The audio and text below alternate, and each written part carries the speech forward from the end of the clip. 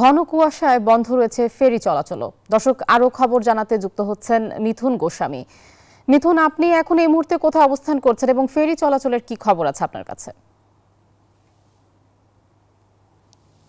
ধন্যবাদ আয়শা। আমি এই মুহূর্তে রয়েছি রাজবাড়ির দৌলতদিয়া প্রান্তে।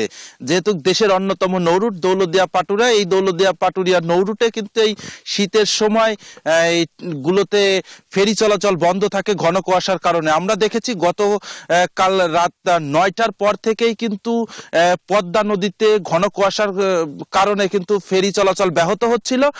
সেটি বিআরডব্লিউটি কর্তৃপক্ষ রাত 11টার পরে কিন্তু দুর্ঘটনা এড়াতে এই রুটে ফেরি চলাচল সম্পূর্ণ বন্ধ করে দেয়।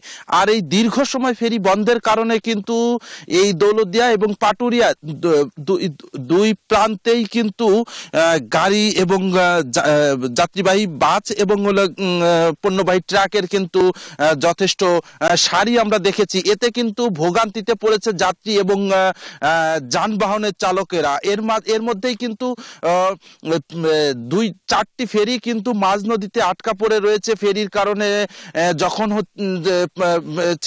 চেয়ে আসে তখন কিন্তু প্রচন্ড কুয়াশার কারণে কিন্তু মাঝ নদীতেই আটকা পড়ে যায় ফেরি। আর এই ফেরিতে কিন্তু যাত্রীবাহী পরিবহনের থেকে কিন্তু পণ্যবাহী ট্রাকের সংখ্যাই বেশি রয়েছে। এতে কিন্তু যে যাত্রীরা রয়েছে ফেরিতে তারাও কিন্তু এক ধরনের দুর্ভোগ পোহাচ্ছে। আমরা বিআইডব্লিউটি এর সঙ্গে কথা বলেছি, তারা বলেছে এই রুটে 12টি ফেরি কিন্তু রয়েছে যাত্রী এবং যানবাহন পারাপারের জন্য, এবং সেটি কিন্তু কুয়াশা কেটে গেলে খুব দ্রুতই কিন্তু এগুলো পারাপার করা সম্ভব। এতটুকুই ছিল আমার কাছে রাজবাড়ির দৌলতদিয়া প্রান্ত থেকে। আমি ফিরে যাচ্ছি স্টুডিওতে। মিথুন, আপনাকে ধন্যবাদ।